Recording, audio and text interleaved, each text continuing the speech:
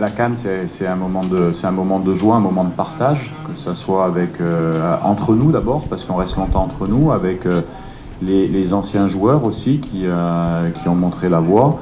On a de très bons rapports, moi je suis souvent donc à Kinshasa sur les matchs, on se connaît, donc il y a vraiment voilà, une unité qui se fait dans les deux sens. Donc c'est bien de faire partager, tout le monde dans ces événements. On essaye de faire partager nos journalistes également, comme hier après-midi au camp de base, les fans également.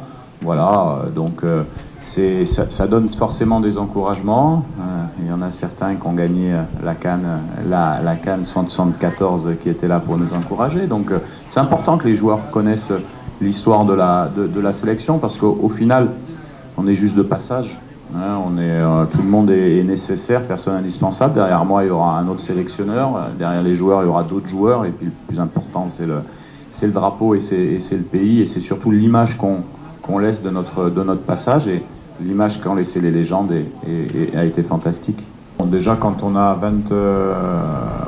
24 joueurs à disposition, tous disponibles, sans blessés, sans suspendus, voilà, faudra attendre demain pour voir quelle composition on va mener, mais ça me laisse plusieurs possibilités. Donc ça c'est déjà bien. On peut choisir, donc ça c'est bien.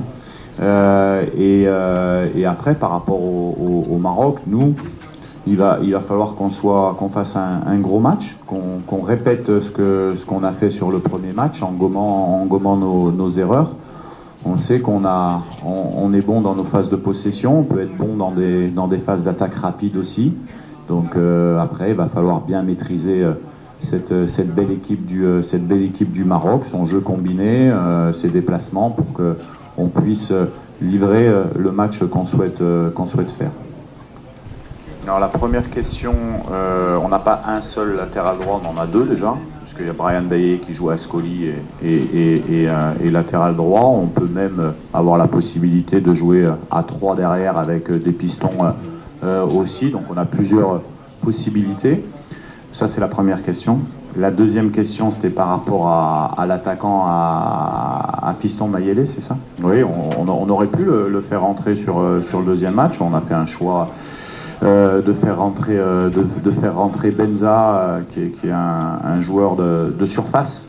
Il l'a montré avec ses 14 buts, il est meilleur buteur du championnat du Portugal. C'est un joueur de surface. Il a malheureusement cette occasion à la fin, mais voilà, tout le monde est concerné. Je veux dire, tout le monde est concerné. La compétition, c'est 3 matchs, et il y a un état d'esprit qui est exceptionnel, que ce soit de tous les joueurs. Tous les joueurs savent qu'à un moment donné, ils vont pouvoir aider l'équipe.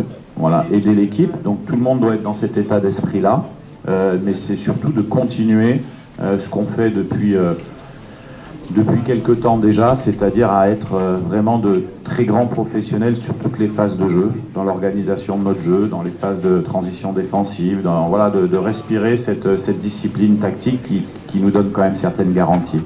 Merci.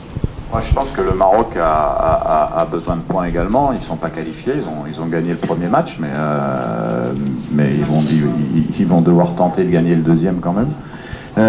Nous, on a mis en place quelque chose qui nous permet qui nous permettra d'être performants contre cette équipe. Bien sûr que l'équipe du Maroc, on la connaît tous, c'est comme l'équipe du Sénégal hier. Ce sont des équipes qui sont en avance par rapport à d'autres, mais qu'on a vu contre l'Afrique du Sud par exemple, qui ne sont pas invincibles, même s'ils restent sur une seule défaite dans les 10 derniers matchs. Voilà, mais voilà, il y a à un moment donné une histoire qui va s'écrire demain.